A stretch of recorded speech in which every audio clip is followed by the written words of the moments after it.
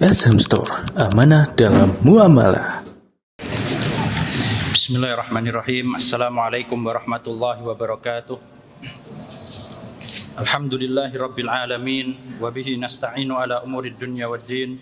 Wassalatu wassalamu ala ashrafil anbiya'i wal mursalin, Nabiyyina Muhammadin wa ala alihi wa sahbihi wa tabi'in wa atba'it tabi'in wa man tabi'ahum bi ihsanin ila yaumiddin, amma ba'd. Para jamaah yang dirahmati Allah Azza wa Jalla, insyaallah pada sesi yang kedua ini kita akan melanjutkan pembahasan dari kitab Al-Usul As-Sittah yang dikarang oleh Asy-Syaikh Muhammad Ibn Abdul Wahhab At-Tamimi hafizahullah ta'ala. Dan sebelumnya mungkin tadi sudah dijelaskan oleh Ustadz Yusuf ya pada sesi sebelumnya, wallahu a'lam, kemungkinan sudah, tentang sebab beliau menulis risalah ini ya. Jadi kita ketika ingin mempelajari sebuah buku atau menelaah sebuah kitab itu harus tahu tujuan utama ya, kenapa atau atas dasar apa kitab tersebut ditulis ya. Contohnya misalnya Nawaqidul Islam, tentang pembatal-pembatal keislaman ya. Kemudian Qawaidul Arba', tentang syubhat-syubhat yang biasa dilontarkan oleh orang-orang musyrik ya. Kemudian misalnya Aqidah Wasithiyah, tentang asma wa sifat ya. Maka kita pun juga harus tahu tujuan dari beliau menulis kitab Al-Usul As-Sittah ya. Di antara yang dijelaskan oleh para ulama, salah satu tujuannya itu sebagaimana yang beliau sebutkan dalam muqaddimah ini ya. Jadi ketika apa fungsi kok kita harus tahu tujuan dari seorang ulama menulis buku? Yang pertama supaya nanti suatu saat ketika kita butuh sesuatu ya, misalnya aku pengen cari tahu tentang syubhat yang biasa dilontarkan orang musyrik, berarti kita kembali ke kitab apa? Qawaidul Arba' atau Kasfus Syubhat. Aku pengen tahu tentang akidah yang lebih spesifik tentang asma wa sifat, maka kita bisa kembali contohnya ke kitab apa? Aqidah Wasithiyah misalnya. Begitu pula beliau menulis hal ini itu, atau beliau mengumpulkan kenapa kok cuma 6 pokok ini, mesti ada alasannya ya. Nggak mungkin serta-merta beliau pilih 6 hal ini karena nggak ada alasannya ya. Seorang alim sekelas beliau tentu mengumpulkan 6 pokok ini atas sebuah alasan ya, didasarkan sebuah alasan. Di antara alasannya yang disebutkan oleh beliau di dalam muqaddimah ya. Jadi 6 pokok ini termasuk 6 pokok yang telah Allah jelaskan dengan sangat jelas sekali ya. Namun kenapa kok beliau pilih 6 hal ini, padahal di sana banyak pokok-pokok lain atau kaedah-kaedah lain yang sama Allah dalam Al-Quran maupun dalam sunnah Rasulullah SAW itu dijelaskan secara gamblang ya. Tapi kenapa kok cuma dipilih 6 ini? Di sini beliau sebutkan karena kebanyakan orang yang cerdas ya, bahkan orang yang pintar itu salah dalam 6 pokok ini ya. Orang cerdas saja kadang salah gitu loh, apalagi seperti kita yang mungkin masih awam ya. Jadi di antara alasan kenapa beliau pilih 6 pokok ini, beliau bahas dalam kitab ini adalah karena sebab yang kita sebutkan tadi. Di antara sebab yang lain yang disebutkan oleh para ulama, karena 6 pokok ini adalah termasuk 6 pokok yang penjelasannya itu sudah mutawatir ya. Jadi mutawatir itu kan artinya sudah sangat jelas sekali ya. Kalau kita mungkin sering dengar ada hadis mutawatir, nah di sini yang berkaitan dengan akidah dan penjelasannya mutawatir. Jadi sudah sering diulang-ulang. Dan mutawatir para jamaah sekalian itu ada 2, mutawatir secara lafadz ya, dan mutawatir secara makna. Mutawatir secara lafadz itu contohnya dalam hadis, man kadzaba alayya muta'ammidan falyatabawa maq'adahu minan nar ya. Barang siapa yang berdusta atas namaku, maka siapkanlah tempat duduknya di neraka. Ini banyak sekali riwayat hadis dengan lafadz seperti ini. Ini namanya mutawatir lafzi ya, secara lafadz. Mutawatir maknawi ini secara lafadz mungkin beda-beda ya, tapi mereka menuju kepada satu hal yang sama. Ya. Kita ambil contoh, misalnya pokok yang pertama tentang pentingnya ikhlas. Ya. Misalnya ada ayat yang bunyinya wa'budullah wa la tusyriku bihi syai'a. Kemudian ada ayat yang bunyinya atau hadis yang bunyinya dosa apa yang paling besar? Anta ja'ala lillahi niddan wa huwa khalaqaka.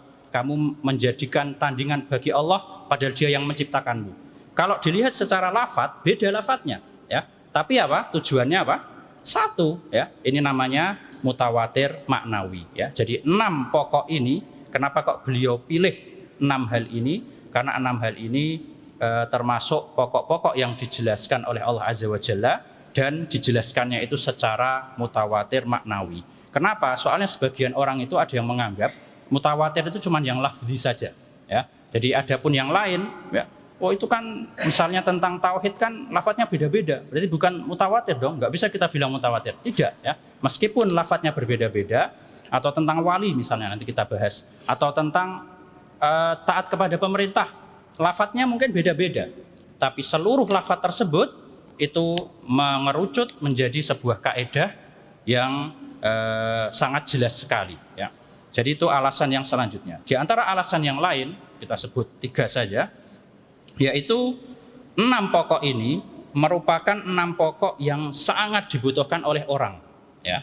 Dan apabila seseorang istiqomah, ya, berusaha untuk mempraktekkan 6 pokok ini, ya, maka akan tenang kehidupan dunia dan akhiratnya, ya. Jadi kalau orang ikhlas, ya, kemudian apalagi tadi selalu bersatu, ya, pokok yang kedua, kemudian pokok yang ketiga taat kepada pemerintah, pokok yang keempat tahu mana ulama yang benar mana yang salah, pokok kelima dia bisa membedakan antara wali Allah dengan wali setan, kemudian pokok yang keenam dia bisa melindungi dirinya dari syubhat.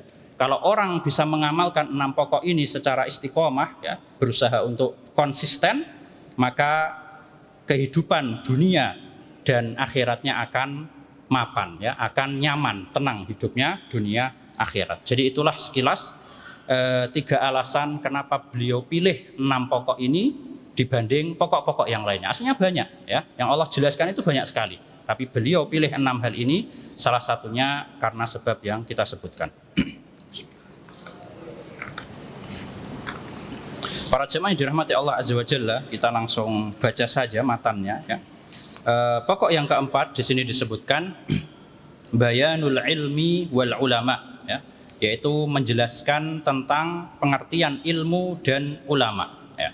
Dan ilmu sebagaimana telah kita ketahui, lafadz ilmu yang disebutkan dalam Al-Quran atau hadis, apabila kita dapatkan ada kata ilmu di Al-Quran atau hadis, maka itu maksudnya adalah ilmu syar'i, ya, bukan ilmu yang lainnya. Adapun ilmu yang lainnya seperti ilmu kedokteran, ilmu duniawi lah, ya, kurang lebih seperti itu harus ditambah embel-embel dulu. Nggak bisa cuma bilang ilmu, ya. Misalnya ilmu kedokteran harus kita bilang ilmu tib misalnya, ya, ilmu kedokteran. Ilmu tentang arsitek, bahasa Arabnya adalah ilmul handasah, ya. Jadi harus ditambahin embel-embel. Nggak boleh kita cuma bilang al-ilmu, ya, kata ilmu itu maksudnya ilmu kedokteran misalnya, diklaim seperti itu, ya. Atau ilmu yang disebutkan dalam Al-Quran dan Sunnah artinya adalah arsitek misalnya, tidak, ya. Suatu kata ilmu apabila disebutkan dalam nas-nas syar'i itu artinya adalah ilmu syariat. Adapun kalau mau kita tetapkan ke ilmu dunia harus ditambahi embel-embel terlebih dahulu, ya. Dan kemudian juga penjelasan tentang siapa itu ulama, ya. Kemudian juga tentang fikih dan fuqaha, ya, siapakah yang benar atau siapakah ulama yang benar itu siapa, ya.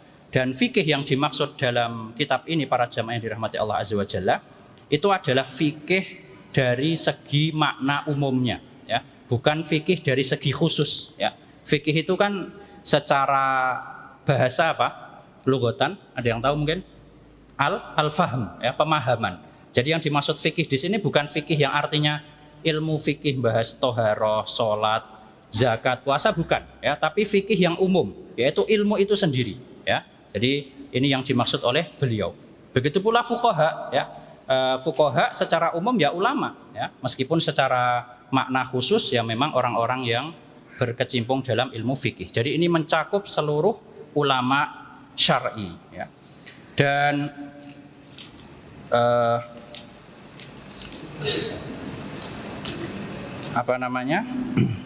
di sini ada sedikit yang sedikit terlewat ya para jemaah yang dirahmati Allah Azza wa Jalla. Jadi tentang alasan yang tadi itu ya, kita kembali lagi ke alasan penulisan buku ini yang beliau sebutkan dalam muqaddimah.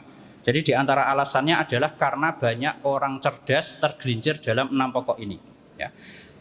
Kata para ulama ya, cara terbaik untuk seseorang mengetahui agama itu adalah kembali pada Al-Quran dan Sunnah ya. Jadi memahami agama Islam, cara terbaiknya itu adalah dengan memahami Al-Quran dan Sunnah. Kenapa? Karena sebagian orang itu ada yang mendewakan akalnya ya. Jadi kalau nggak sesuai dengan akal, wah ini perlu diteliti nih ya, jangan diterima mentah-mentah ya. Kalau tidak sesuai dengan akal manusia atau akalnya dia ya, padahal akal orang beda-beda ya. Sekarang yang jadi patokan akalnya siapa? Nggak bisa dijadikan patokan ya. Kalau tidak sesuai dengan akal dia, dipending dulu misalnya ya. Ini adalah salah satu alasan kenapa beliau menulis buku ini. Dan orang yang dia itu mencukupkan dengan akalnya saja dan terlalu takjub dengan akalnya, ini bisa jadi pintu atau penyebab utama dia tersesat ya. Jadi orang tersesat ini biasanya sebab utamanya karena salah satunya mendewakan akal ya. Oh ini kok nggak sesuai kayak akalku ya. Oh nanti dulu ditolak. Masa sih azab kubur ada? Coba digali kuburannya enggak. Kenapa kok mayatnya? Berarti azab kubur itu tidak ada. Nah ini karena apa? Karena mendewakan akal ya. Oh, takdir itu kan nggak masuk akal, nggak mungkin lah. Berarti takdir itu nggak benar misalnya. Wal iazubillah ya. Jadi di antara sebab utama orang itu tersesat karena lebih mendahulukan akalnya dibanding Al-Quran dan Sunnah. Imam Syafi'i rahimahullah pernah mengatakan, i'lam anna li aqlika muntaha kama anna li nadharika muntaha. Ketahuilah sesungguhnya akalmu itu punya batas maksimal ya. Sebagaimana penglihatanmu punya batas maksimal. Sekarang kita coba keluar terus lihat langit ya. Yang kita lihat itu bukan langit sesungguhnya ya. Itu apa? Batas memandang kita. Maka sebagaimana penglihatan kita itu terbatas ya, atau orang misalnya lihat ya, itu kan terbatas penglihatannya.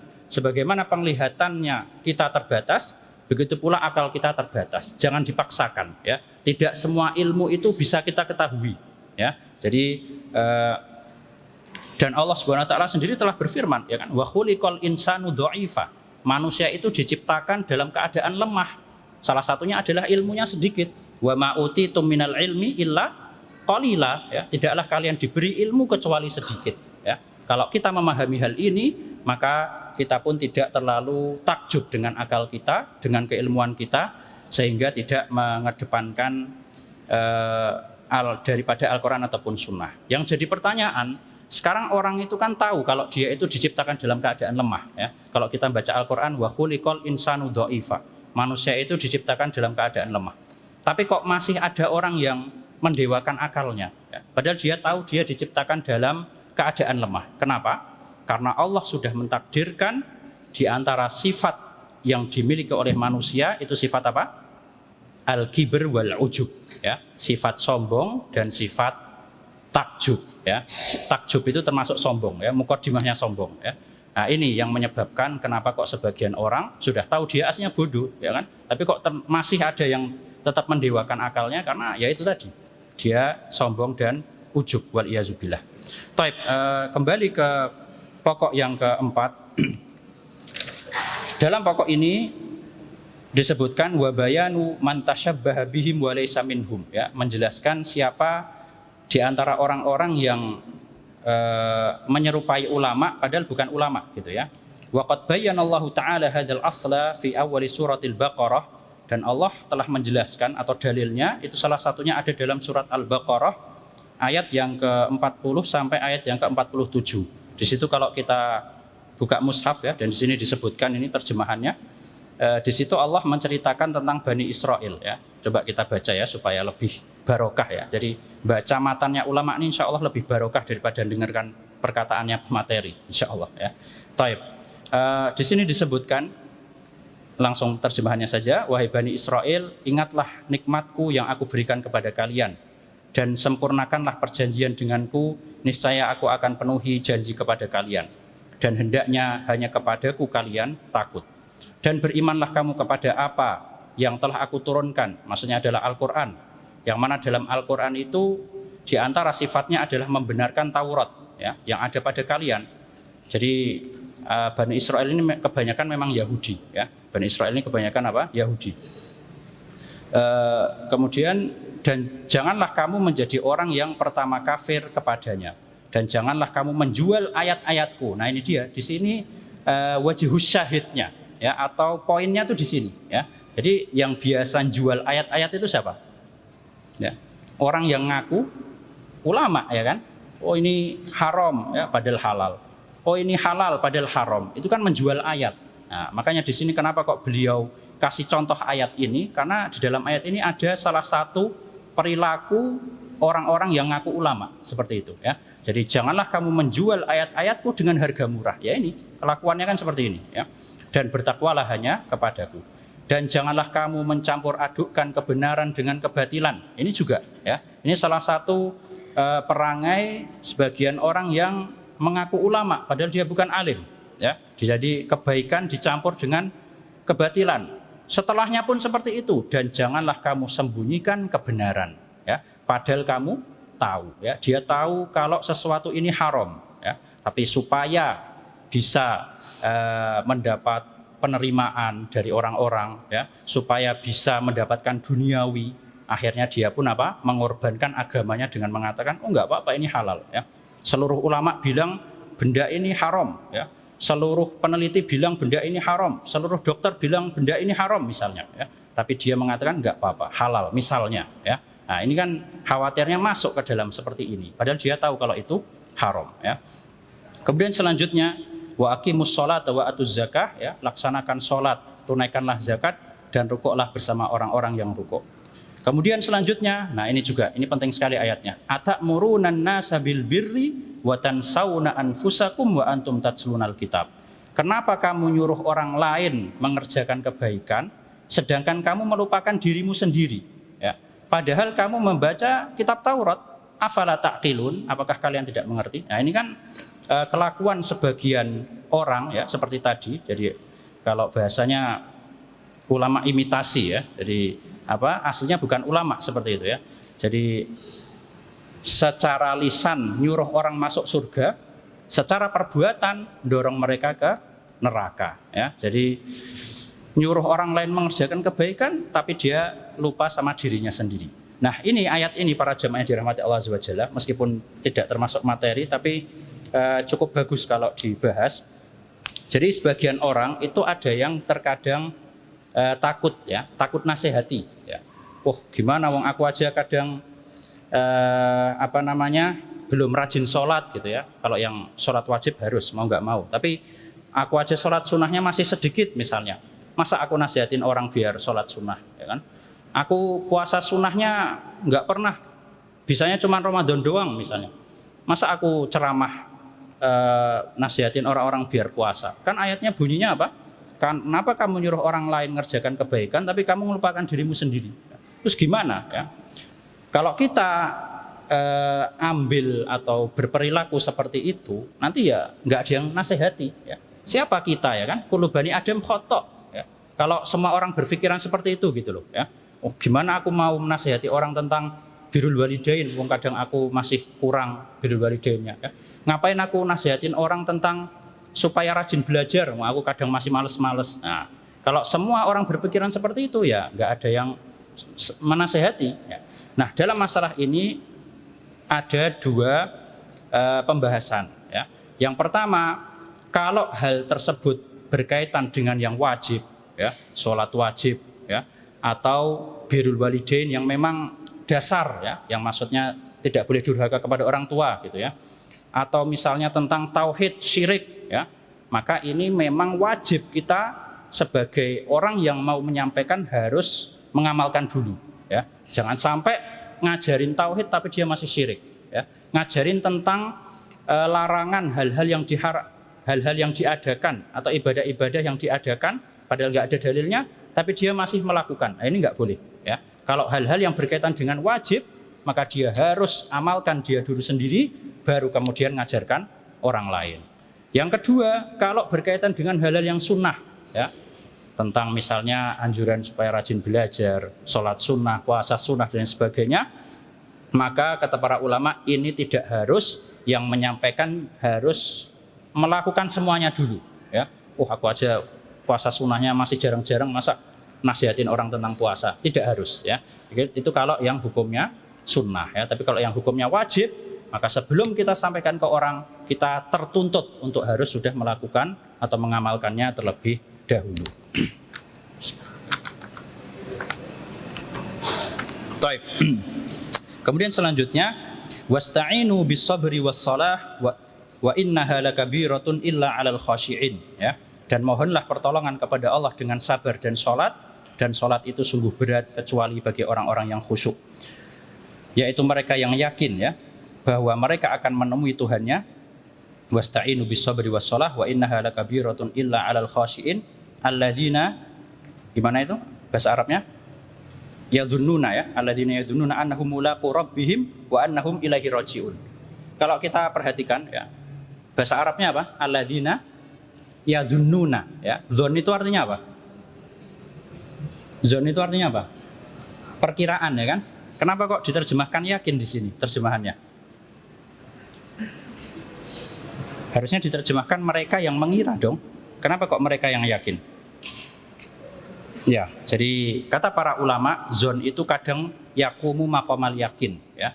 Zon itu bisa dianggap yakin, ya. Jadi zonul ghalib kalau dalam usul fikih disebutkan suatu perkiraan yang kuat, ya, itu bisa naik ke derajat yakin. Jadi kalau kita belajar martabat ilmu itu kan ada 5, ya.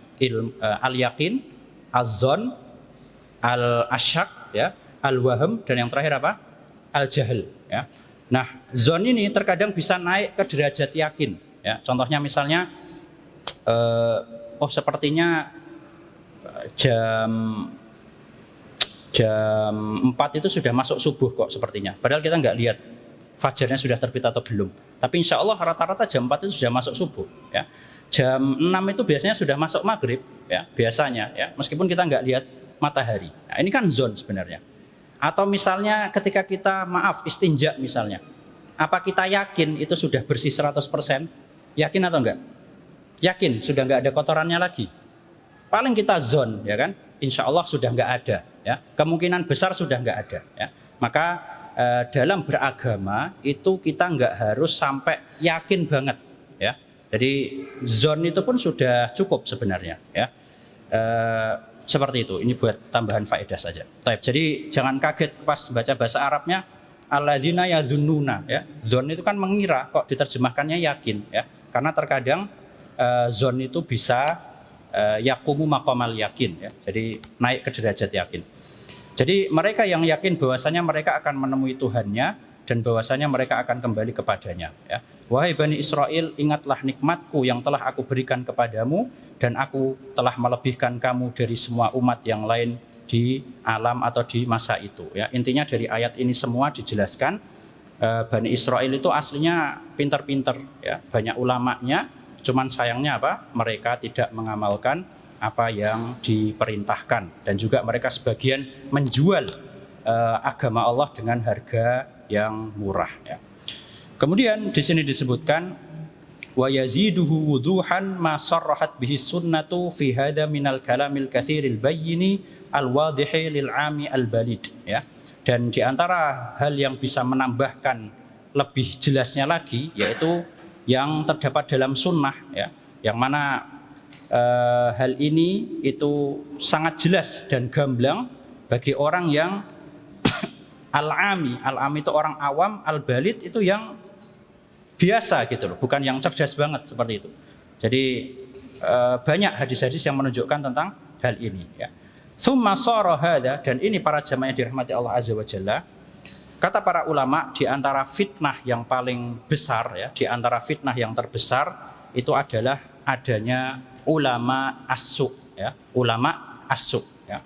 Siapakah ulama as-su itu? Di antaranya disebutkan oleh Ibnul Qayyim seperti tadi yang saya jelaskan, yaitu ulama-ulama yang mereka itu secara mulut ngajak ke surga, tapi secara perbuatan mereka dorong ke neraka, ya. Jadi alladzi ulama usu julasa'u ala abwabil jannah yad'una an-nasa bi aqwalihim wa yad'una ilan nari bi af'alihim, ya. Jadi ngomongnya kelihatannya bagus, ya, padahal di balik itu seolah-olah menjerumuskan orang ke dalam neraka.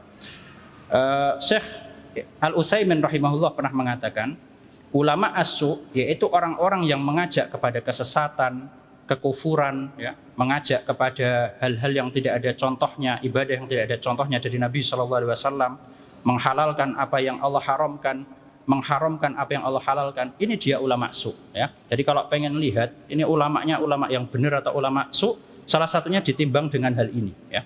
Dia itu ngajaknya ke apa, ya? Kalau ngajak ke kufuran, ngajak ke bid'ah misalnya, ya, ngajak ke kesesatan, ya, ini tandanya salah satunya itu. Terus mungkin kita pada tanya, ya, gimana caranya biar tahu kalau orang ini ngajak kepada kesesatan? Gimana caranya? Ya belajar, ya. Jadi semuanya kembali ke belajar intinya, ya. Makanya ayat pertama yang turun itu apa? Iqra, ya kan, suruh belajar. Jadi gimana kita bisa tahu ulama ini ngajaknya kepada yang benar, ulama ini ngajaknya kepada yang tidak benar? Itu kan nggak bisa dengan perasaan, dengan hal-hal yang nggak ada kaitannya, nggak bisa, ya. Tapi itu kembalinya ke ilmu, ya. Jadi jalan yang bisa menyelamatkan kita untuk bisa membedakan mana ulama yang benar dengan yang tidak adalah dengan belajar, ya. Allah Subhanahu wa taala berfirman dalam surat At-Taubah ayat yang ke-34, ya ayyuhalladzina amanu inna katsiran minal ahbari war-ruhbani la ya'kuluna amwalan nasi bil batil. Wahai orang-orang yang beriman, sesungguhnya banyak dari para al-ahbar, ya, pendeta-pendeta, rahib-rahib, itu mereka memakan harta manusia dengan cara yang batil. Wa yasudduna an sabilillah, dan mereka menghalangi manusia dari jalan Allah, ya. Dan kenapa kok fitnahnya ulama su ini termasuk fitnah yang terbesar? Kira-kira apa? Mungkin ada yang tahu? Kenapa kok fitnahnya ulama su ini termasuk fitnah terbesar? Sebabnya apa?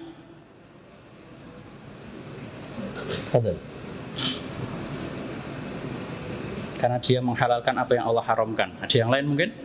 Fadl. Jauhnya manusia dari ilmu. Oke. Ada yang lain mungkin? Karena biasanya orang itu kalau lihat orang alim apa? Masyarakat ketika lihat orang alim itu apa?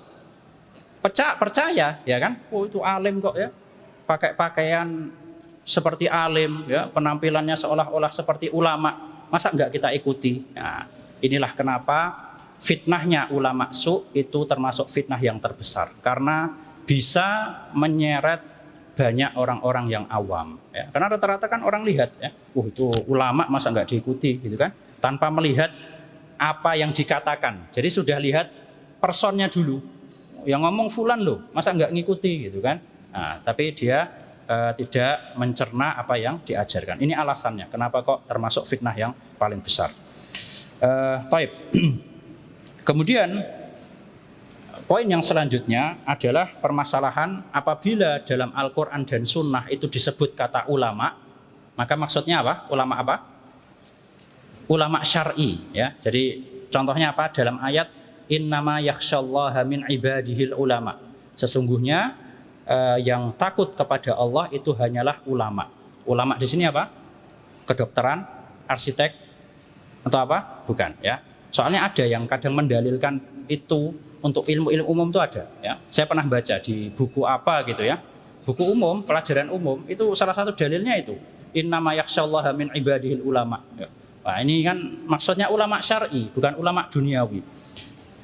Terus maksudnya kenapa gitu loh? Kenapa Anda mengklaim, ya? Kenapa Anda mengklaim kok yang dimaksud dalam ayat ini itu maksudnya ulama syar'i? Ini bukan saya, tapi ulama yang bilang. Karena kalau kita pikirkan, mari kita ajak berpikir, ulama atau orang pinter yang paling takut sama Allah itu yang paling pinter apa? Dengan hal agama, ya kan? Ulama ilmu-ilmu dunia yang lain itu biasanya, kita bicara ulama yang benar ya ini, maksudnya jangan lihat kami, ya, ulama yang benar. Ulama syar'i, ulama ilmu syar'i itu adalah orang yang paling takut dengan Allah, karena dia lebih tahu tentang Allah, ya. Dia lebih paham tentang nama-nama dan sifat Allah. Dia lebih tahu tentang apa yang Allah haramkan dan apa yang Allah halalkan, ya.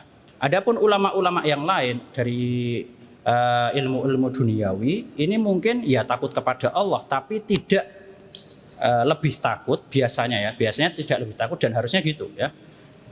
Mereka tidak lebih takut dari ulama-ulama ilmu syar'i, ya, atau ya kurang lebih seperti itu. Jadi entah mereka itu sama sekali nggak takut kepada Allah, atau seandainya pun mereka itu takut kepada Allah, ketakutan mereka kepada Allah itu belum bisa melampaui seperti ketakutannya ulama-ulama yang paham ilmu agama. Jadi ketika kita mendalilkan sesuatu itu dibawa kepada istilahnya yang benar, ya. Jadi kalau ada lafadz ilmu, lafadz ulama di dalam Al-Quran ataupun Sunnah, maka ini maksudnya adalah ulama syar'i, ya.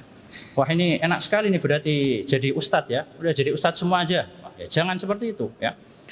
Apapun profesi kita, yang penting itu kan masuk surga, ya kan? Kita mau sebagai pengajar, guru, pegawai, pedagang, yang penting itu kan masuk surga, ya kan? Meskipun lewat pintu yang bermacam-macam, yang penting itu terakhirnya masuk surga. Terus gimana bagi kami yang kebetulan profesinya ulama ilmu duniawi misalnya? Dia insya Allah tetap bisa mendapatkan keutamaan ilmu kalau dia meniatkan mengajarkannya itu apa? Niatnya dalam rangka memajukan Islam dan kaum muslimin. Jadi tidak perlu risau, ya. Saudara-saudara kita yang mungkin berkecimpung dalam ilmu duniawi, ya, jangan sampai kemudian wah berarti harus belajar ilmu agama semua nih biar masuk surga. Tidak, ya. Dengan profesi apapun yang Anda lakukan bisa jadi itu menjadi sebab masuk surga. Yang penting diniatkan aku mengerjakan hal-hal yang sifatnya duniawi ini dalam rangka memajukan Islam dan kaum muslimin. Baik. Kemudian para jamaah yang dirahmati Allah Azza wa Jalla,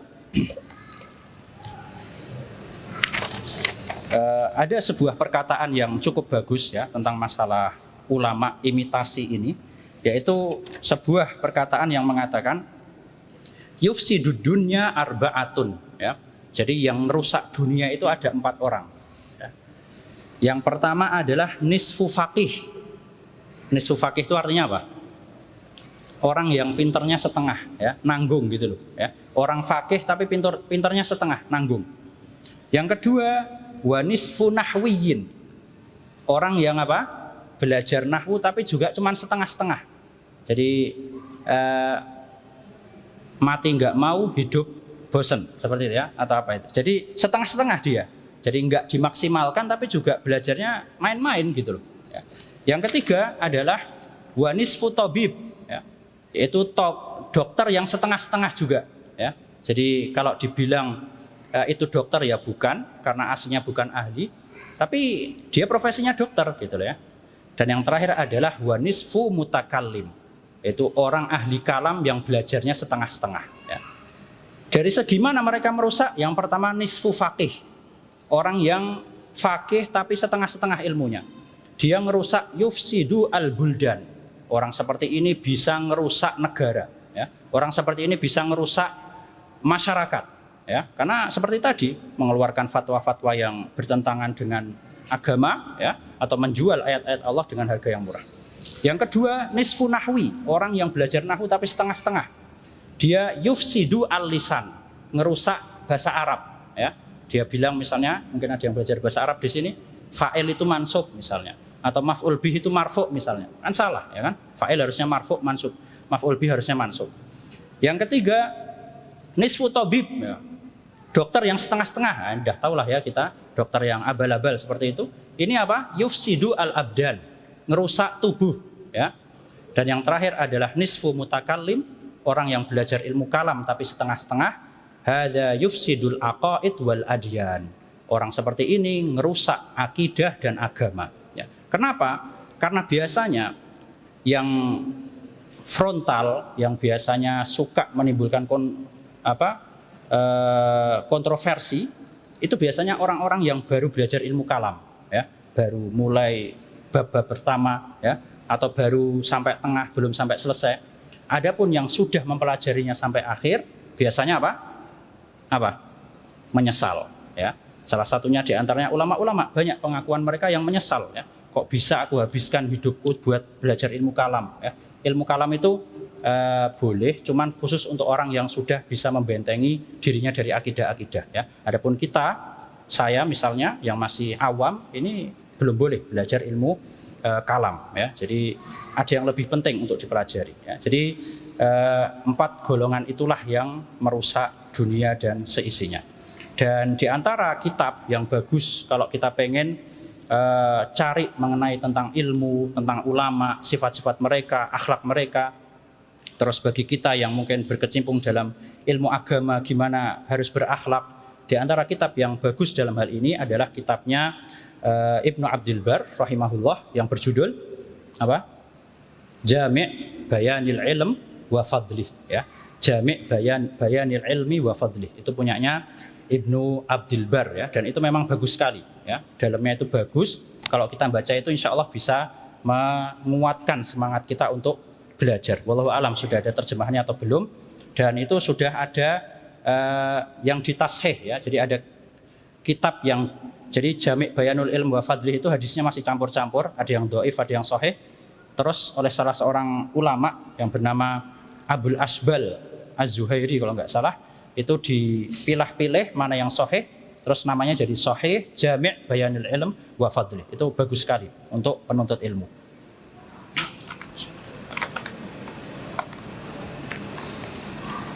Para jemaah yang dirahmati Allah Azza wa Jalla. Kemudian poin yang selanjutnya yang bagus kita bicarakan adalah di antara tanda seorang itu benar-benar ulama ya. Itu salah satu ciri khasnya adalah ada ulama lain yang memuji dia ya. Jadi min alamatil alim sana'u ahlil ilmi alaihi ya. Jadi di antara tanda seorang alim itu adanya pujian-pujian dari ulama yang lain kepada dia.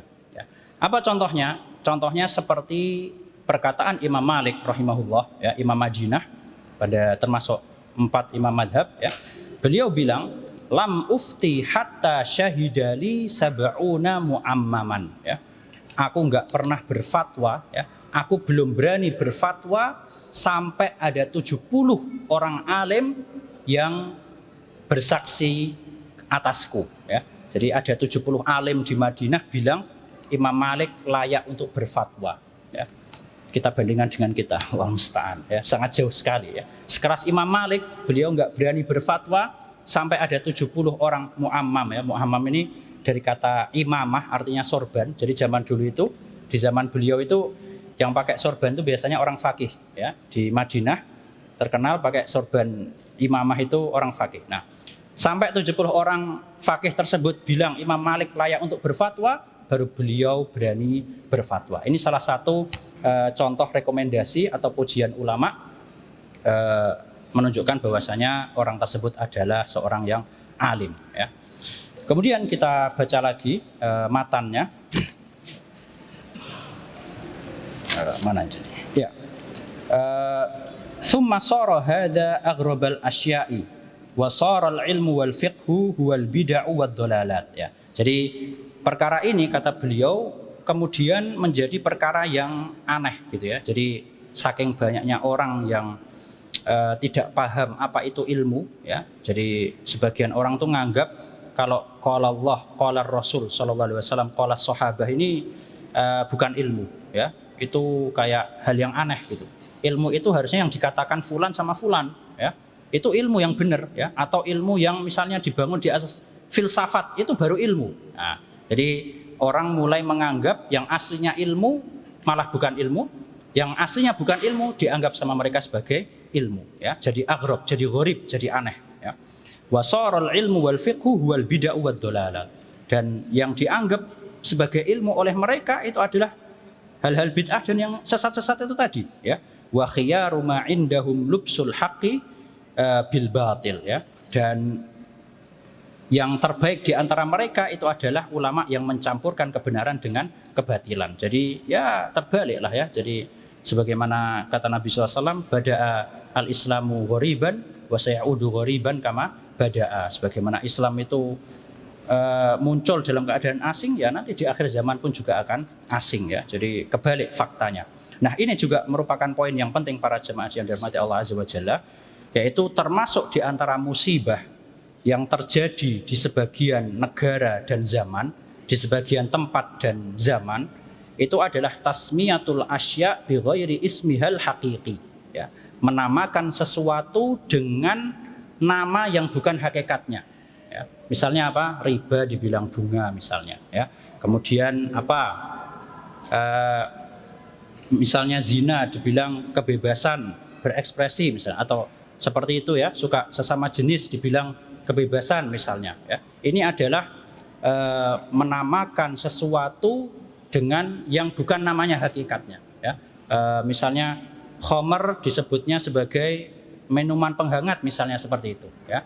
Nah, ini termasuk sebuah musibah ya, dan telah datang hadis-hadis yang berkaitan tentang itu, bahwasanya di akhir zaman itu nanti akan ada suatu masa yang sesuatu itu akan diberi nama dengan nama yang bukan hakikatnya ya, dan sudah mulai tampak sekarang.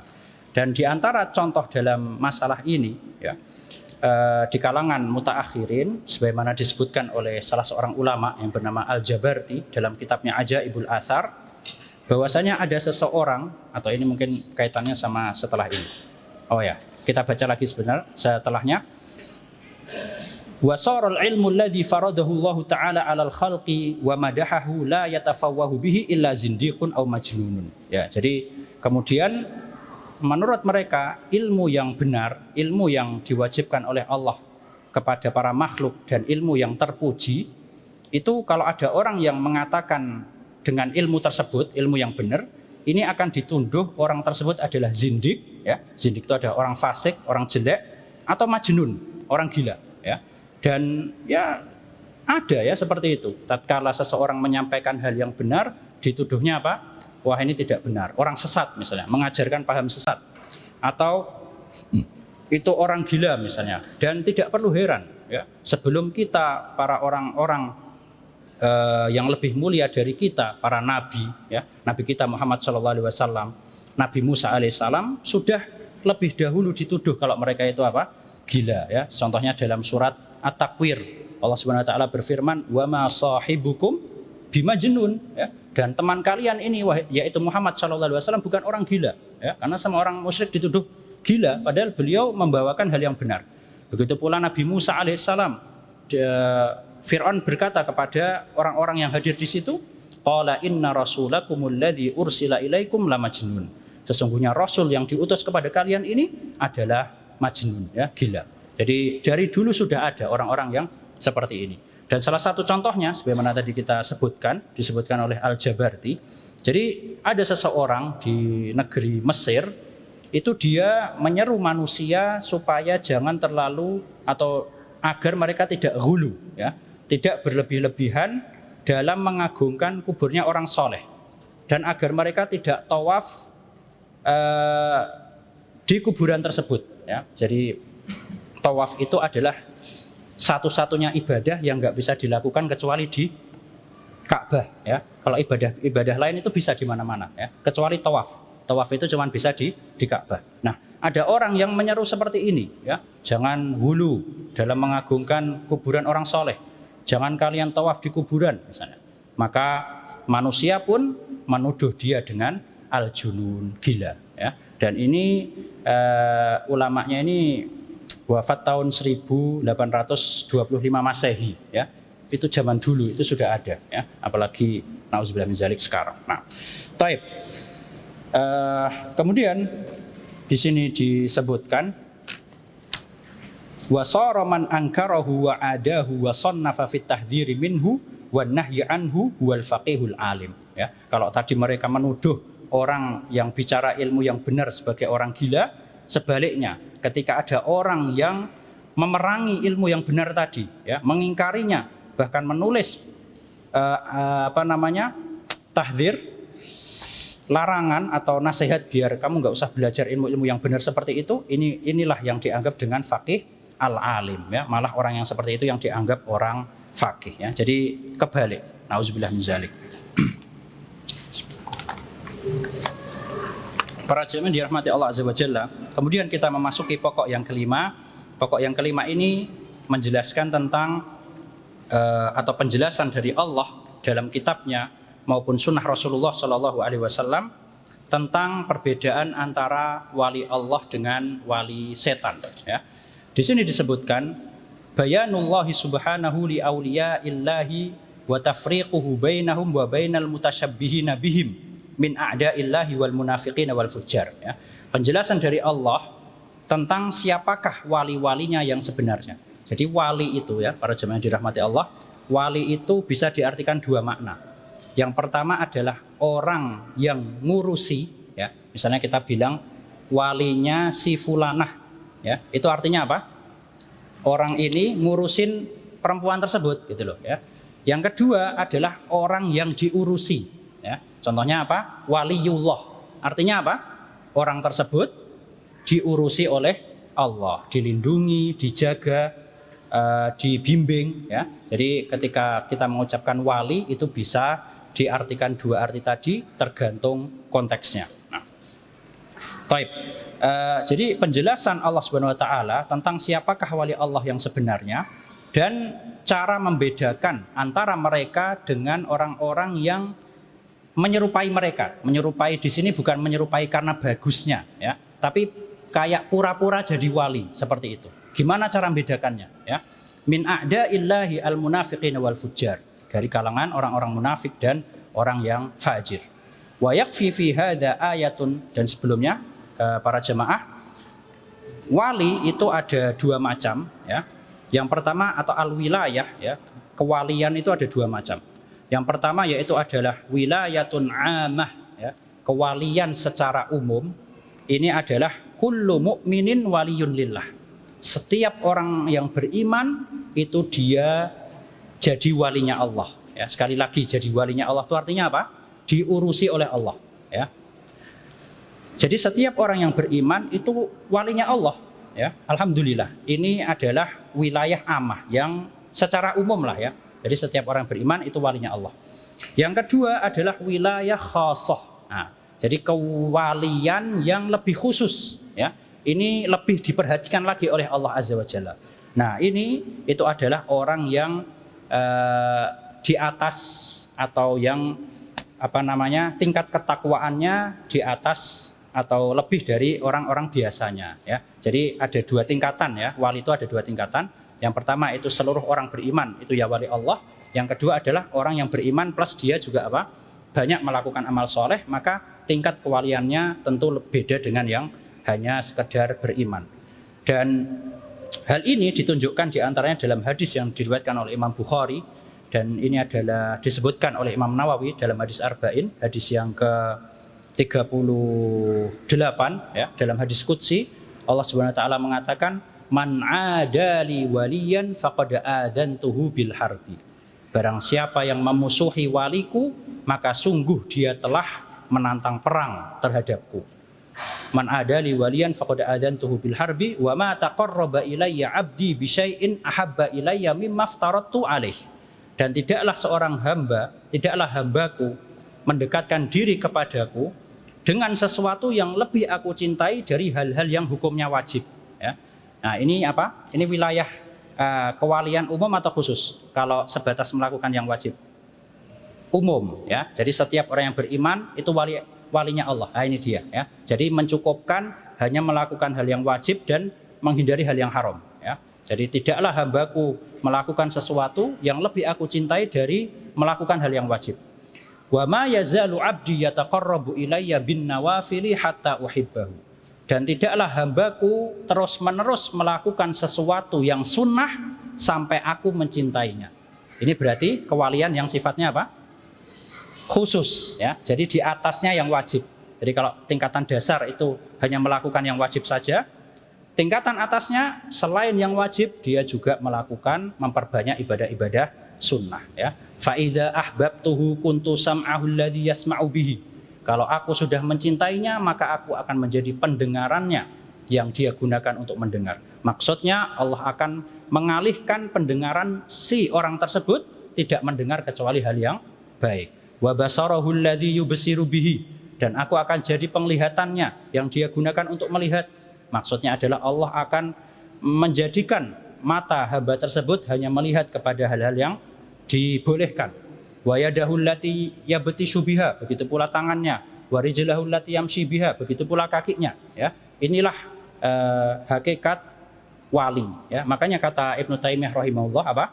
A'dzamul karamat apa? Al istiqomah, ya kan? Karomah yang paling besar itu apa?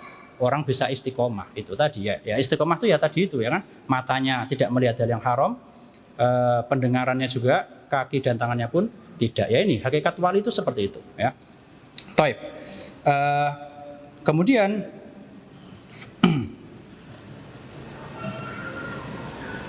gimana caranya biar kita bisa membedakan, ya, antara mengetahui mana orang yang benar-benar wali dengan orang yang ngaku-ngaku wali, ya. Caranya yaitu dengan berpegang teguh dengan Al-Quran dan Sunnah, ya.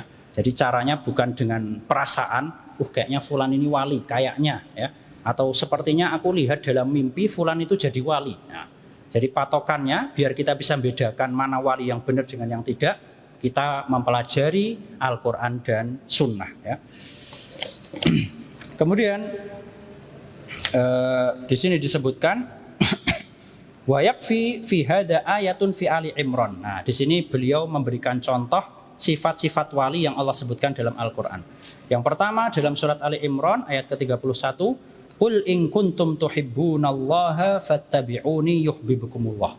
Katakanlah wahai Muhammad, apabila kalian, ya, wahai kaum muslimin, wahai manusia, kalau kalian mengaku mencintai Allah, maka ikutilah aku, kata Nabi Muhammad SAW, yuhibbukumullah, maka Allah akan mencintai kalian. Jadi di antara sifat wali yang pertama apa? Ittiba'ur Rasul sallallahu alaihi wasallam. Orang yang mengikuti Rasulullah SAW. Ini sifatnya wali di antaranya, ya. Sifat yang lain, ya. Dalam surat Al-Maidah di sini disebutkan, ya ayyuhalladzina amanu man yartadda minkum an dinihi fasawfa ya'tillahu biqaumin yuhibbuhum wa yuhibbunah. Wahai orang-orang yang beriman, barang siapa di antara kalian yang murtad, ya, dari agamanya, maka niscaya Allah akan mendatangkan sebuah kaum yang dia mencintai mereka dan mereka mencintai Allah. Kira-kira sifat yang kedua ini apa kira-kira? Kalau tadi yang pertama ittiba'ur Rasul SAW. Yang kedua apa kira-kira? Dari ayat ini, coba kita belajar berpikir. Mencintai Allah dan Allah mencintai. Apa tandanya Allah mencintai orang tersebut? Harus ada patokannya.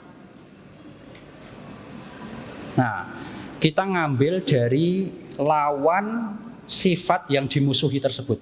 Tadi yang dimusuhi itu orang-orang yang apa? Man yartadda minkum. Orang apa itu? Yang murtad, ya.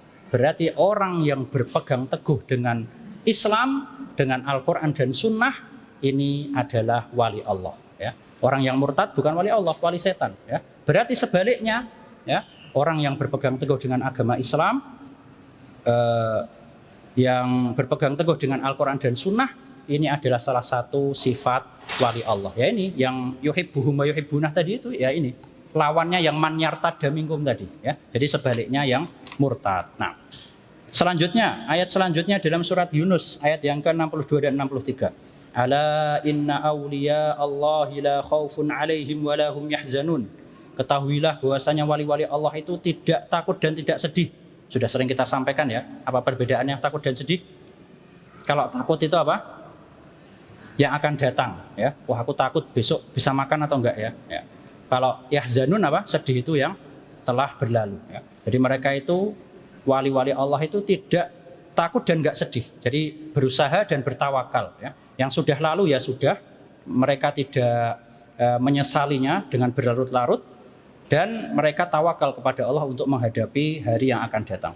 Apa mereka? Alladzina amanu wa kanu yattaqun. Ini dia, yaitu mereka yang beriman dan bertakwa. Ini sifat wali, ya. Sehingga sebagian ulama ada yang mengatakan man kana mu'minan taqiyan kana lillahi waliyan, ya. Man kana mu'minan taqiyan kana lillahi waliyan. Barang siapa yang dia beriman dan bertakwa, maka dia adalah walinya Allah Azza wa Jalla. Taib. Kemudian Di sini disebutkan, "Tsumma sharal amru 'inda aktsari man yad'il ilma wa annahu min hudatil khalqi wa huffadhish syar'i ila annal awliya la budda fihim min tarki ittiba'ir rusul." Ya. Tapi kemudian faktanya kebanyakan orang yang mengaku berilmu dan mengaku dia itu huffadhish syar' ya, atau hudat ya, memberi petunjuk ya, orang yang diberi petunjuk, dan juga orang-orang yang penjaga syariat ya, mungkin dianggap alim dan sebagainya. Mereka mengatakan wali itu harus orang yang enggak meneladani Rasul SAW ya. Kalau Rasul SAW itu misalnya akhlaknya baik, selalu menjaga sholat 5 waktu ya, kemudian tidak pernah bersentuhan dengan non mahram. Tapi katanya apa? Wali itu harusnya udah yang enggak sholat lagi ya. Wali itu harus yang sudah enggak puasa lagi, sudah beda derajatnya. Nah, jadi syarat wali harus apa? Menyelisihi Rasulullah SAW. Nauzubillah min dzalik ya. Wa man tabi'ahum falaysa minhum. Sebaliknya yang mengikuti Rasulullah SAW malah dianggap bukan wali ya. Wala budda min tarkil jihad. Begitu pula wali tersebut harus orang yang enggak mau jihad ya. Dan jihad di sini maksudnya adalah selain jihad fisabilillah, yaitu berperang di jalan Allah dengan izin pemimpin. Yang kedua juga mencakup jihadu ahlil ahwa ya, berperang melawan orang-orang yang sesat dengan menggunakan ilmu ya. Jadi bukan hanya jihad dengan kekuatan saja. Nah, jadi wali itu yang seperti itu ya, yang nggak pernah memperingati tentang kesesatan ya, yang nggak pernah memperingati tentang syirik ya, itu wali ya, yang selalu ngomongnya enak ya, seperti itu ya, kurang lebih. Wala budda min tarkil jihad falaysa minhum ya. Wala budda min tarkil iman wa taqwa ya. Wali itu harus yang enggak beriman dan bertakwa. Faman ta'ahada bil imani wa taqwa falaysa minhum. Sebaliknya, orang yang bertakwa dan beriman malah bukan. Ya Rabbana nas'alukal afwa wal afiyah innaka sami'ud du'a ya. Jadi ini merupakan fenomena yang terbalik ya. Jadi menamakan sesuatu dengan yang bukan namanya secara hakiki, seperti itu.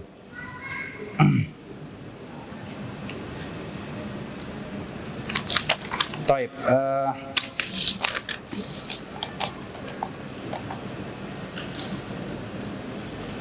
Selanjutnya, permasalahan selanjutnya yaitu adalah rukun yang terakhir ya. Oh ya, mungkin di sini saya tambahkan salah satu sifat wali yang tidak disebutkan di sini, tapi ini disebutkan oleh Syekh Shalih Al Fauzan dalam syarahnya terhadap kitab Ushulus Sittah. Di antara sifat wali itu adalah mereka la yudhiruna anfusahum, tidak suka pamer ya. Mereka itu biasanya malah menyembunyikan identitas mereka ya. Kemudian juga mereka ini tawadhu ya, nggak suka ngaku-ngaku ya. Dan ya seperti tadi, jadi malah disembunyikan ya, tidak ditampakkan. Dalam sebuah hadis Rasulullah SAW bersabda, rubba ash'ath akbar madfu'un bil abwab lau aqsama 'alallahi la abarrahu. Betapa banyak orang yang mungkin dianggap orang yang enggak penting ya, orang yang enggak terkenal ya. Yang mereka itu kalau datangin orang lain mungkin dianggap enggak penting. Seandainya dia bersumpah atas nama Allah, Allah akan langsung mengabulkannya. Ya, ini wali ya. Jadi di antara sifat mereka itu malah orang-orang yang tidak mengklaim atau tidak memasyhurkan dirinya. Wallahu a'lam. Dan menurut Syekh Sulaiman Ar-Ruhaili hafizahullah, kebanyakan manusia, ini penting para jamaah ya, kebanyakan manusia itu tersesat dalam masalah agama ini. Sebabnya adalah karena mereka tersesat dalam bab wali ini ya. Jadi rata-rata orang yang tersesat dalam agama ini sebabnya karena mereka tersesat dalam masalah memahami bab wali ini ya. Entah itu hulu ya, bahkan sebagian kalau kita baca itu ada yang menjadikan wali itu di atas manzilahnya nubuwah ya. Wali itu di atasnya kenabian ya, ada. Tadi saya nukil itu ada. Jadi sebagian mereka itu bilang mana tadi ya? Saya adalah pembawa bendera yang mana benderaku ini terbuat dari cahaya dan benderaku ini di bawahnya adalah para rasul dan para nabi ya. Sampai bilang seperti itu ya. Jadi ini awal mula kesesatan seseorang biasanya karena mereka tidak memahami dengan benar masalah kewalian. Wallahu a'lam. Yang terakhir, pokok yang terakhir yaitu tentang syubhat, ya. Syubhat untuk meninggalkan Quran dan Sunnah, ya. Kita baca di sini. Raddu syubhat allati wada'aha syaitan fi tarkil Qur'ani was sunnah, ya. Bantahan terhadap syubhat yang diletakkan setan untuk meninggalkan Al-Quran dan Sunnah agar mengikuti pemikiran dan hawa nafsu yang saling berpecah-pecah. Apa syubhatnya? Yaitu bahwa Al-Quran dan Sunnah tidaklah bisa diketahui kecuali oleh mujtahid mutlak. Nah, dari sebagian orang itu ada yang sudah mulai bilang kalau belajar itu jangan ngambil dari Al-Quran atau hadis langsung, ya. Tapi kamu harus dengarkan katanya fulan, ya. Siapa kamu gitu loh? Siapa kamu kok belajarnya langsung ke Al-Quran itu siapa gitu loh? Kok nggak melewati ulama? Nah, jadi gini ya, para jamaah dirahmati Allah Azza wa Jalla. Syekh di sini itu tidak melarang kita atau yang dimaksud oleh beliau di sini bukan terus kita tidak melalui fatwa ulama atau mungkin tidak mengikuti pendapatnya ulama, bukan, ya. Tapi yang dimaksud oleh Syekh di sini itu beliau memerangi taklid buta, ya. Jadi ini perlu diketahui supaya nanti nggak salah paham, ya. Oh, ini boleh kok langsung belajar dari Quran dan hadis, nggak usah dengarkan ulama, salah, ya. Jadi beliau bukan maksudnya seperti ini. Maksudnya adalah beliau memerangi taklid butanya, ya. Bukan kita terus juga perlu, ya, perlu kita bagaimana ulama memahami dalil ini, ya, bagaimana mengamalkan dalil ini itu perlu, ya. Jadi sekali lagi yang beliau perangi adalah taklid butanya, ya. Jadi sebagian orang itu bilang Al-Quran dan Sunnah itu nggak ada yang bisa memahami kecuali mujtahid mutlak. Mujtahid mutlak itu kalau kita baca buku usul fikih itu syaratnya banyak sekali, ya. Di antaranya harus paham Al-Quran, harus hafid Al-Quran, harus bisa melakukan istinbat, harus menguasai seluruh hadis. Bahkan di sini nanti disebutkan sifat itu aja nggak ada di Abu Bakar dan Umar gitu loh, ya. Jadi kalau kata sebagian ulama, mungkin kita ada yang belajar usul fikih, ya. Jadi sifat-sifat mujtahid mutlak yang kelihatannya wow atau wah itu, ya, memahami seluruh hadis, hafal Quran, bisa istinbat, ini sifat-sifat yang sifatnya nazariyah atau teori, ya. Aslinya itu nggak ada. Kalau diterapkan ke person itu nggak bisa, ya. Saking beratnya. Bahkan di Abu Bakar dan Umar pun nggak bisa, ya. Di antara sifatnya itu apa? Seseorang mujtahid mutlak harus menguasai seluruh hadis. Apakah Abu Bakar seperti itu? Abu Bakar kadang masih tanya ke sahabat yang lain, ya. Apakah kalian pernah mendengar hadis ini? Ya. Apakah kalian pernah mendengar masalah ini? Abu Bakar aja nggak bisa itu mujtahid mutlak, ya. Jadi salah seperti itu. Yang kedua, salahnya dari sisi mana? Al-Quran ini itu diturunkan untuk siapa? Apakah khusus mujtahid mutlak atau ke kita semua? Kita semua, ya kan? Terus apa manfaatnya gitu loh? Kalau yang boleh ngambil pelajaran dari Al-Quran hanya mujtahid mutlak, nah terus Al-Quran itu buat kita itu sebagai apa gitu loh? Apakah cuman sebagai pajangan dirak atau hanya sebagai buat ruqyah doang misalnya? Kan nggak seperti itu, ya. Allah Subhanahu wa taala berfirman, "Kitabun anzalnahu ilaika mubarakun liyadabbaru ayatihi." Al-Quran ini adalah sebuah kitab yang syarat akan barokah. Apa fungsinya Al-Quran diturunkan? Liyadabbaru ayatihi, agar mereka mentadaburi ayat-ayatnya. Kita semua bukan cuma mujtahid mutlak saja, ya.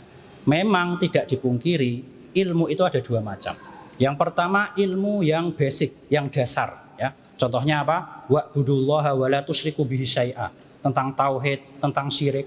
Ini semua orang itu paham tanpa harus belajar lebih dalam, paham, ya. Orang yang paham bahasa Arab pas baca wa'budullaha wa la tusyriku bihi syai'a itu paham mereka, ya. Makanya orang-orang musyrik itu nggak mau disuruh masuk Islam karena tahu arti la ilaha illallah itu bukan cuma mengakui Allah sebagai pemberi rezeki, tapi pun juga harus apa? Mengarahkan ibadah kepada Allah. Jadi orang awam tuh tahu kalau tauhid itu wajib, ya. Syirik itu nggak boleh. Bahkan orang yang nggak bisa bahasa Arab pun, seandainya mereka baca terjemahan Al-Quran itu mereka paham, ya. Sholat 5 waktu wajib. Ini kan nggak harus mujtahid mutlak yang tahu seperti ini. Kita pun bisa gitu loh. Puasa Ramadan itu wajib, zina itu haram, khamr itu haram. Secara akal itu sudah bisa dipahami. Ya, itu tingkatan ilmu yang pertama. Tingkatan ilmu yang kedua, memang ada ilmu-ilmu yang butuh penelitian. Ya, misalnya ketika seorang memahami ayat wa'budullaha wa la tusyriku bihi syai'a, kita disuruh mentauhidkan Allah dan tidak boleh melakukan syirik. Ini yang dasar. Ya. Sebagian ulama ada yang bisa mengeluarkan pelajaran-pelajaran yang lebih dalam lagi dari ayat ini. Nah, ini baru tingkatan yang selanjutnya. Jadi syubhat seperti ini khawatirnya ya nanti orang nggak baca Quran. Ya. Baca Quran cuman ya rutinitas, baca hadis pun juga nggak tahu artinya apa. Ya. Jadi ketika Ar-Rahmanir-Rahim nggak tahu artinya Ar-Rahman-Rahim itu apa, terserah Allah. Yang penting Ar-Rahmanir-Rahim. Ini kan salah ya. Ar-Rahmanir-Rahim Maha Pengasih lagi Maha Penyayang. Jelas gitu loh. Orang Arab pun tahu ya. Jadi ini merupakan syubhat yang salah ya. Jadi sekali lagi yang dilarang oleh Syekh itu adalah taklid butanya, bukan perintah bagi kita untuk rujuk atau kembali kepada para ulama yang seperti itu. Taib. Ini mungkin waktunya sudah mepet ya. Mungkin mana panitianya? Cukup ya, Mas. Sampai sini. Mana tadi panitia? Kelas ya. Taib. Mungkin demikianlah yang dapat kami sampaikan kurang lebih. Semoga ini dapat memahami tujuan dari kita belajar matan yang sangat ringkas ini. Ya. Jadi ada pertanyaan itu dulu, Syekh Muhammad bin Abdul Wahab itu kok nggak pernah nulis kitab gitu ya. Yang pernah beliau tuh nulisnya tipis-tipis tok gitu ya, kutip-kutip Usulul Salasah, terus Nawaqidul Islam, Qawaidul Arba ya. Tapi tipisnya aja hampir setengah hari gitu ya, dibahas ya. Belum bahas kitab tauhidnya beliau yang lumayan tebal. Jadi seorang alim itu bukan dinilai dari dia ya itu merupakan sebuah keilmiahan ya, banyak menulis itu, tapi bukan semata-mata terus kalau tulisannya tebel ya, tesisnya tebel itu berarti orang alim ya. Kemudian yang cuma nulis matan-matan berarti tidak alim. Nah, ini salah ya. Semoga yang dapat kita sampaikan ini dapat memberikan berkah dan menguatkan akidah kita menjadi lebih kuat lagi.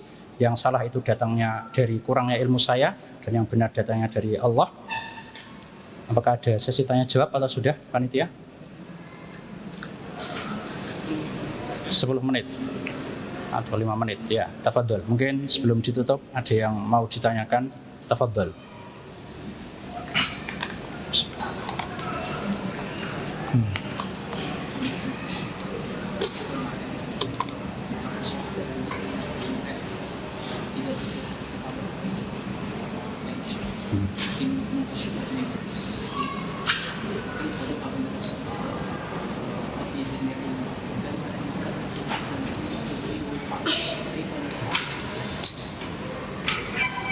Oh ya, Taib.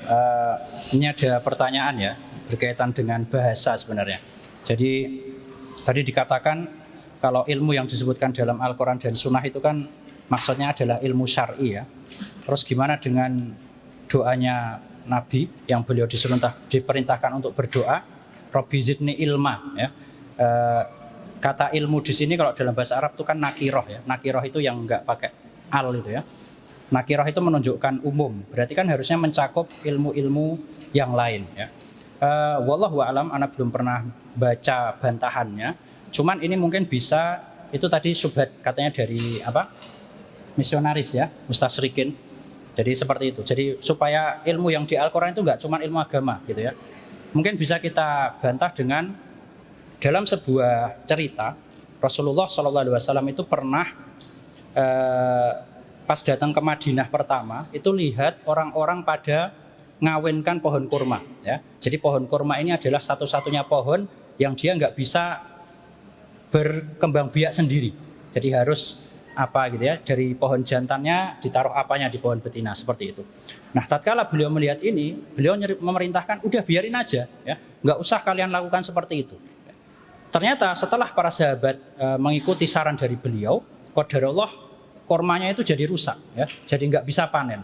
Maka saat itu Rasulullah SAW bersabda, antum a'lamu bi umuri dunyakum. Kalian itu lebih pintar masalah duniawi. Maksudnya yang membedakan antara diriku dengan kalian, kurang lebih ya secara itu makna yang tersirat, ya aku tuh punya kelebihan ilmu agama gitu loh ya. Jadi wallahu alam mungkin bisa dibantah dari cerita itu. Jadi Rabbi zidni ilma yang dalam Al-Quran Rasulullah SAW minta supaya ditambah ilmu, maksudnya di sini tetap ilmu agama. Dan ini kata para ulama ya, setiap ilmu yang disebutkan dalam Al-Quran dan Sunnah itu artinya adalah ilmu agama. Wallahu a'lam. Insya Allah sudah paham ya. Mungkin dari Ahmad, enggak, Mafi? Enggak ada? Dari ibu-ibu Mafi? Enggak ada? Baik, kelas. Semoga yang kita sampaikan dapat berbarokah. Kita tutup dengan doa kafaratul majelis. Subhanakallahumma bihamdik, asyhadu an la ilaha illa anta, astaghfiruka wa atubu ilaik. Syukran. Assalamualaikum warahmatullahi wabarakatuh.